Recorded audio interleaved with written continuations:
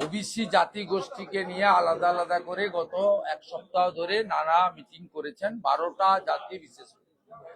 আজকে আমাদের যদুবংশীয় সমাজ যারা মূলত গোপালক বা গোয়ালা যাদব তাদের নিয়েই আজকে কর্মসূচি ছিল। তো সেখানে মঞ্চে আমরা কয়েকজন রাজনৈতিক ব্যক্তিত্ব থাকলেও যে শতাধিক প্রতিনিধি যোগ দিয়েছেন তারা মূলত যদুবংশীয় সমাজের প্রতিনিধি এবং গোপালক সমাজের ছানা দুগ্ধ ব্যবসায়ী সমিতির সঙ্গে যুক্ত তারা এখানে ছিলেন। তাদের গোপ সমাজের রাজ্য সভাপতি মাননীয় নরেন গোপজি ছিলেন, আমাদের যাদব সমাজের রাজ্য সভাপতি শ্যামচাঁদ ঘোষ ছিলেন এবং আরো অন্যান্য সাথী সংগঠনরা ছিল। এখানে মমতা বন্দ্যোপাধ্যায় সরকার তোষণের রাজনীতি করতে গিয়ে ওবিসির অধিকার পাওয়া যাদব সমাজকে যেভাবে বঞ্চিত করেছেন তার বিরুদ্ধে তারা আজকে ক্ষোভ প্রকাশ করেছেন এবং ভারতীয় জনতা পার্টি যেভাবে গত কয়েক বছর লাগাতার হিন্দু ওবিসিদের সংরক্ষণের প্রশ্নে রাস্তায় এবং বিধানসভায় এবং আইনি লড়াইতে প্রত্যক্ষ ভূমিকা নিয়েছেন তারা আমাদেরকে সাধুবাদ জানিয়েছে। তারা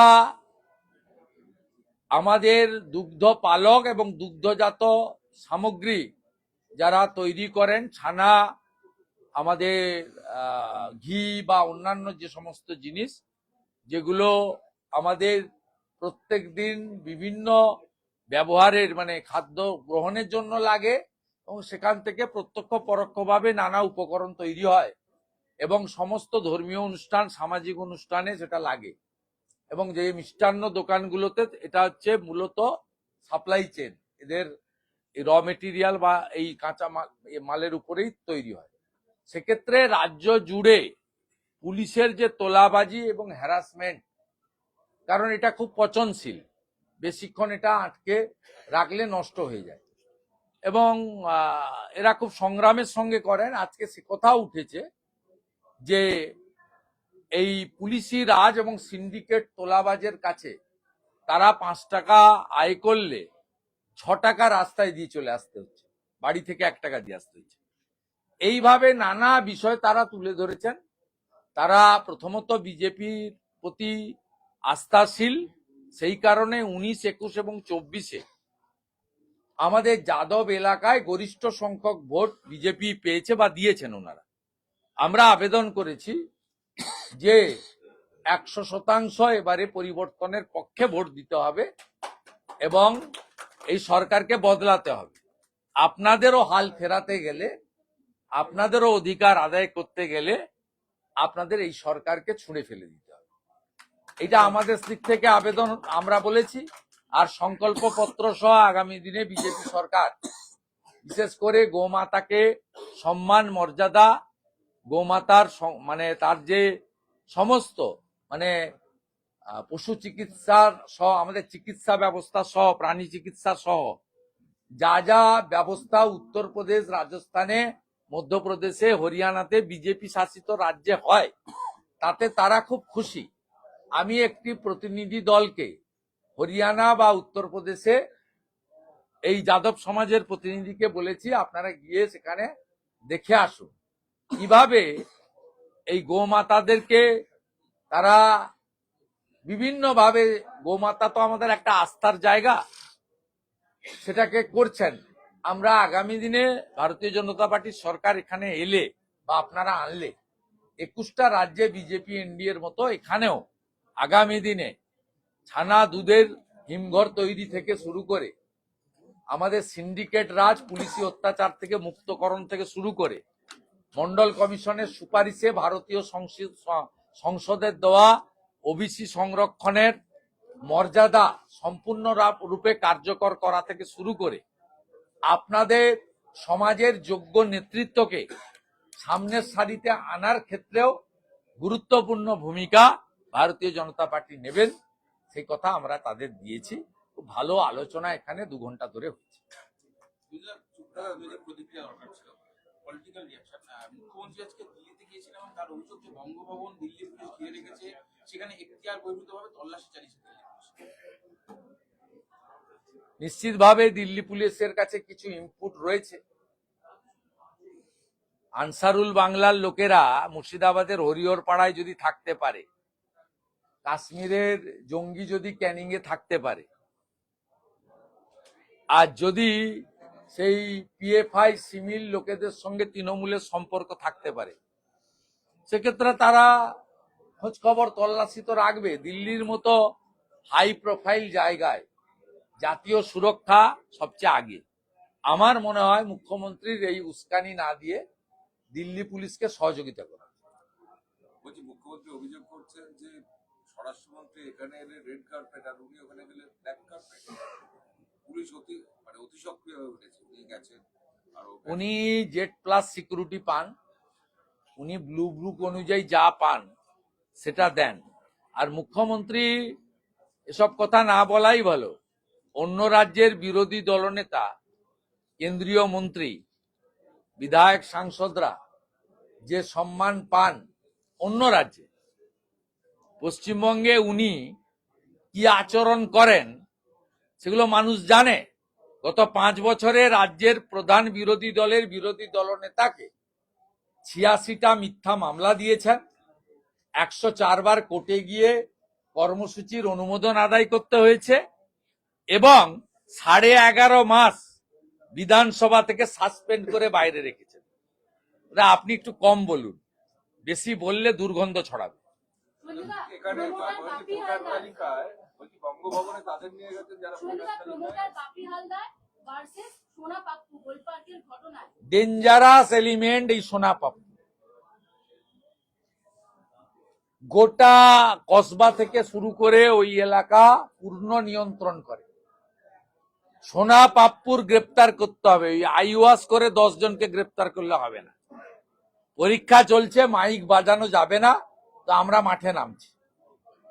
সোনা পাপ্পুকে গ্রেপ্তার করতে হবে, কঠিন শাস্তি দিতে হবে। এরা সমস্ত প্রমোটিং, পুকুর বোঝানো, জলাশয় বোঝানো, এলাকার অটো স্ট্যান্ড থেকে মাছ সবজির বাজার, হকারদের স্টল থেকে শুরু করে সমস্ত সিন্ডিকেট এবং নিয়ন্ত্রণ করছে। এদের একটাই কাজ, কর্পোরেশন, বিধানসভা, লোকসভা ভোটে ছাপ্পা মারা। আর এইটা করে দেয় বলে তৃণমূলের আশীর্বাদ আছে, পিসির আশীর্বাদ আছে। কালকেও যেখানে ঘটনা ঘটেছে পিসির বাড়ি থেকে 4 কিলোমিটারের মধ্যে, রাজ্যের পুলিশ মন্ত্রীর বাড়ি থেকে। মুখ্যমন্ত্রী তো এগুলো শিখিয়েছেন, কারণ তিনি প্রথম পুলিশ মন্ত্রী হয়ে কালীঘাটে গিয়ে সেই রাত্রে লকআপ থেকে আসামিদের বের করে নিয়ে এসেছিলেন। রাজ্যের পুলিশ মন্ত্রী যদি গুন্ডাদের সংরক্ষণ দেন, তাহলে বেচারা পুলিশরা আর কি করবে? ছবি পাওয়া যাচ্ছে ওই সোনা পাপ্পু। আরে ও তৃণমূলের মেন, ওখানে ভোট লুটেরা। বিজেপি কে কোথাও মিটিং মিছিল করতে দেয় না, বিজেপি কর্মীদের এজেন্ট বসতে দেয় না, একদম শাহজাহান স্টাইলে করে।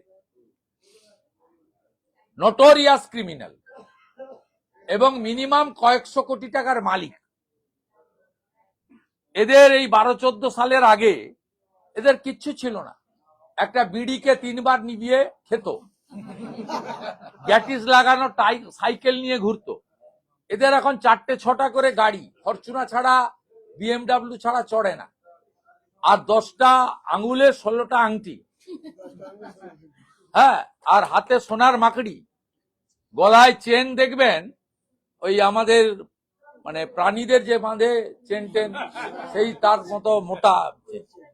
পায়ের জুতোর দাম কমসে কম 40-50 হাজার টাকা। আপনি যা বেতন পান তার থেকে বেশি ওর জামা কাপড়ের দাম। যত দামি মোবাইল ফোন হাতে, আর তো বাকিটা ছেড়ে দেন। তৃণমূল নেতাদের সঙ্গে ছবি দেখা যাচ্ছে, ভোট করে তো, সবগুলো কাউন্সিলরকে জেতায় তো। মুসলিম এলাকায় জাভেদ সাহেব, জাভেদ খান এবং তার ছেলেরা করে, আর বাকি যে নন মুসলিম এলাকা সেটা পুরো কসবা টু একদম রাসবিহারি ওই পোর্শন পুরো সোনাপাপু। এটা নটোরিয়াস ক্রিমিনাল।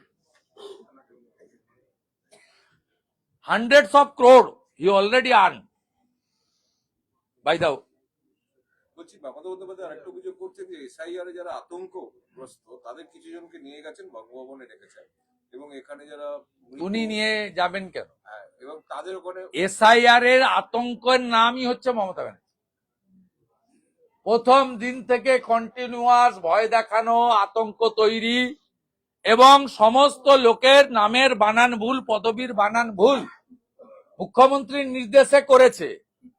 সেই কারণে পশ্চিমবঙ্গ বিজেপি আজকে বিকাল 3:30টায় রাজ্যের সব জেলা শাসকের দপ্তরে শব্দবিধি মেনে মাইক ছাড়া মমতা বন্দ্যোপাধ্যায় প্রশাসনের জনগণকে হয়রানি করার বিরুদ্ধে ডেপুটেশন প্রদান করবে সব ডিওদের অফিসে, ডিস্ট্রিক্ট ইলেকশন অফিসারের অফিসে।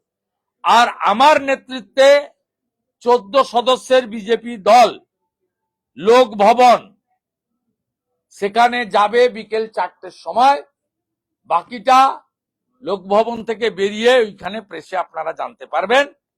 আমি ইতিমধ্যে 3টে চিঠি দিয়েছিলাম চিফ সেক্রেটারি নন্দিনী চক্রবর্তীকে যে আপনাকে আজকে দেখা করতে হবে এলওপির সঙ্গে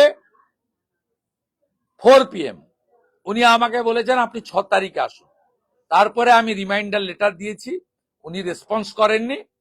আমি মহামান্য রাজ্যপাল মহোদয়কে চিঠি দিয়েছিলাম, উনি আমাকে ওয়েলকাম করেছেন। 12 জন এমএলএ এবং স্টেট বিজেপির পক্ষে সঞ্জয় সিং, শিশির বাজোরিয়া, মোট 14 জনের ডেলিগেশন আমরা যাব।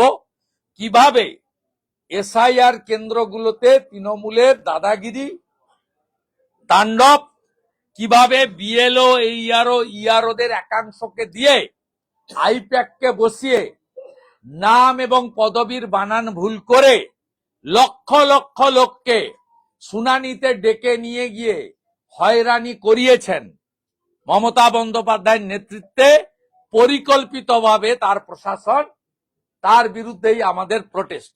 এই কারণেই Basirhat tour joint video suspend হয়েছেন। আমরা মনে করি ইচ্ছাকৃতভাবে যারা বানানের ত্রুটি করেছেন আইপ্যাক এবং তৃণমূলের নির্দেশে, সেই বিএলও, ইআরওদেরকে অবিলম্বে সাসপেন্ড করে এফআইআর স্টার্ট করতে হবে এবং 3টি জেলা শাসককে ইমিডিয়েট সাসপেন্ড করতে হবে, মুর্শিদাবাদ, দক্ষিণ 24 পরগনা এবং পূর্ব মেদিনীপুর। আমাদের কাছে স্পেসিফিক ডকুমেন্ট রয়েছে এদের বিরুদ্ধে। কিছুক্ষণ আগে হাইকোর্টে হয়েছে যে শুভেন্দু অধিকারী সহ রাজ্যের বিরোধী নেতাদের নিরাপত্তা নিশ্চিত করতে রাজ্যকে প্রধান বিচারপতি ডিভিশন বেঞ্চ নির্দেশ। নিরাপত্তা দিতে সে অর্থে বলেনি, আমরা সেন্ট্রাল প্রোটেক্টিভ, সমস্ত প্রোটেক্টি যারা Z+ থেকে XY পর্যন্ত সমস্ত প্রোটেক্টিভ, স্পেশালি বিজেপির। সেক্ষেত্রে যে পিল ফাইল হয়েছিল তাতে অর্ডার এটাই হয়েছে আজকে যে রাস্তায় আমরা যখন মুভমেন্ট করব অবস্ট্রাকশন কেউ করতে পারবে না এবং অবস্ট্রাকশন সরানোর দায়িত্ব রাজ্য পুলিশ। এদের অসভ্যতামি লাস্ট আপনারা বিপ্লব দেবের সবার পরে দেখেছেন, মঞ্চ পুড়িয়েছে প্রত্যেকটা জায়গায় গোটা রাজ্য জুড়ে। আমি শুধু নয়, বিজেপির একাধিক প্রথম সারির নেতা, জাতীয় নেতা, সাংসদ, বিধায়ক এই কিছুদিনের মধ্যে দিবাকর ঘরামির উপর আক্রমণ করেছে। এমএলএ প্রত্যেকটি প্রোটেক্টির ক্ষেত্রে এরা আমাদের সামনে জমায়েত করে দাঁড় করিয়ে রাখে এবং অধিকাংশই রোহিঙ্গা আর বাংলাদেশি মুসলিম। কারোর হাতে কেরোসিনের জার, পেট্রোলের জার পুড়িয়ে মারার জন্য। বাংলাদেশ থেকে সম্প্রতি যা যা ঘটছে জামাতিদের, সেইটা দেখে শিখে এইখানে সেটা ইমপ্লিমেন্ট করতে চায়, তাই জনস্বার্থের মামলা হয়েছিল। হাইকোর্ট একটা ইন্টারিম অর্ডার দিয়েছে, 18 ফেব্রুয়ারি রেখেছে। যখন গণতন্ত্র বিপন্ন হয়, আইন শৃঙ্খলা ভেঙে পড়ে, তখন নিরুপায় হয়ে কোর্ট বা আইনের দ্বারস্থ হতে হয়। বিজেপি আইন মানা party, we all are law abiding people, আমরা আইনের আশ্রয় নিই। বেলডাঙ্গার ঘটনায় 35 জনের বিরুদ্ধে ওয়ারেন্ট ইস্যু করলো এনআইএ, ইউএপিএ সহ একাধিক ধারায় মামলা রুজু করা হয়েছে। এই অ্যাপ্লিকেশন পিটিশনার আমি মালদা মুর্শিদাবাদে যখন হয়েছিল তখনই পিটিশন হয়েছিল, তার রেফারেন্সে পিটিশন করেছিলাম। চিফ জাস্টিস বলেছিল সেন্ট্রাল গভর্নমেন্ট চাইলে নিতে পারে। Thanks to central government, thanks to home department, তারা মামলাটা নিয়েছে। এখানে পিএফআই লোক আছে, সিমিল লোক আছে, এরা অ্যান্টি ন্যাশনাল, এরা ভারতীয় হতে পারে না। যারা রেল লাইনকে আটকায় পাথর ছুড়ে রেলগাড়িতে, যারা রেল লাইনের উপর থেকে পাথর রেখে দেয় অ্যাক্সিডেন্ট করানোর জন্য, 6 ঘন্টা বেলডাঙ্গাতে পরপর 2 দিন আমি নিজের চোখে আমি মালদা গেছিলাম মাননীয় প্রধানমন্ত্রীর সভাতে, যাওয়ার সময়ও দেখে গেছি, ফেরার সময়ও দেখেছি। ওটা আন্দোলন ছিল না, ওটা দাঙ্গা ছিল। একটা হিন্দু হোটেল ছিল, প্রসাদ হোটেল, শর্মা উনার নাম, গোটা হোটেলটাকে র্যানস্যাক করে তছনছ করেছে। মালদা মুর্শিদাবাদে হিন্দুদেরকে যেভাবে ভয় দেখিয়ে এরা রাখে, সেক্ষেত্রে এনআইএ এর উচিত একদম সব অ্যান্টি ন্যাশনাল ফোর্সকে টপাটপ ধরে ভিতরে ঢুকিয়ে দেওয়া, একদম শিক্ষা দিয়েছে। আপনি ভাঙনের জমি ভরাট নিয়ে একটা পোস্ট করেছেন, ভাঙনের জমি ওয়েটল্যান্ডের জমি মাঝরাতে ফিল আপ হচ্ছে। ভাঙড় এখন কলকাতা পুলিশের আন্ডারে, চ্যাম্পিয়ন সুপ্রতিম সরকার। আপনি স্লিপ ঘুমাচ্ছেন নাকি? করেছি। বিরোধী দলনেতার কাজ রাত্রি জেগে থেকে মানুষকে দেওয়া, চৌকিদারি করা, সে কাজটা আমি করছি। নতুন সিপি দায়িত্ব নিতে তো পুলিশের গাড়ি ভাঙচুর, বিক্ষোভ গতকাল রাতে হয়। নতুন সিপি দায়িত্ব নেওয়ার সঙ্গে কেন, পুলিশের কাজ তো পিসি এবং ভাইপোকে সুরক্ষিত রাখা, তোলা তুলে তৃণমূলকে পাঠানো, আর থার্ড হচ্ছে ভোটের সময় চুরি করা। এই 3টে কাজ যদি করতে পারে তাহলে আগের সিআরপিসি এখনকার বিএনএস অনুযায়ী কাজ করতে হবে। Thank you. বলছি, আজকে মমতা বন্দ্যোপাধ্যায় দিল্লি পুলিশের উপস্থিতিতে বলেছেন আমার মতো ডেঞ্জারাস কেউ হয় না আমাদের মতো, কারণ আমরা আন্দোলন থেকে জন্মেছি, আন্দোলন থেকে বেড়ে ওঠা। ওইসব ধমক চমক দেখিয়ে কোনো লাভ নেই। মমতা বন্দ্যোপাধ্যায় তার রাজনৈতিক জীবনে একটা আন্দোলনই করেছেন, সেটা হচ্ছে রতন টাটাকে তাড়ানো। আর কোনো আন্দোলন তিনি করেননি। নন্দীগ্রামের আন্দোলন, জঙ্গলমহলের আন্দোলন মমতা ব্যানার্জির আন্দোলন ছিল না। নন্দীগ্রামের মানুষ, জঙ্গলমহলের মানুষের আন্দোলন। আর ছোট আঙ্গারিয়া থেকে যা যা হয়েছে, তৎকালীন লালকৃষ্ণ আদবানি, অটল বিহারী বাজপেয়ী না পাঁচালে সব সাইনবোর্ড হয়েছে। আর বাকি তো এগুলো সব মিথ্যা প্রমাণ হয়েছে। জ্যোতিবাবুই মিথ্যা প্রমাণ করে গেছে, ফেলানি বসাক টোসাক সব তো মিথ্যা প্রমাণ হয়েছে। একটু হিন্দি আছে দাদা। হ্যাঁ? কেন যাব? আজকেই বিকেল 4টায় যাওয়ার কথা ছিল, চেয়েছিলাম। উনি কে? হরিদাস পাল। আমি ল মেকার, উনি ব্যুরোক্রেসি, উনি চাকরি করেন, আর আমি রাজধর্ম পালন করি, জনপ্রতিনিধি। আমার ডেটে দিতে হবে। উনি কি কাজে ব্যস্ত?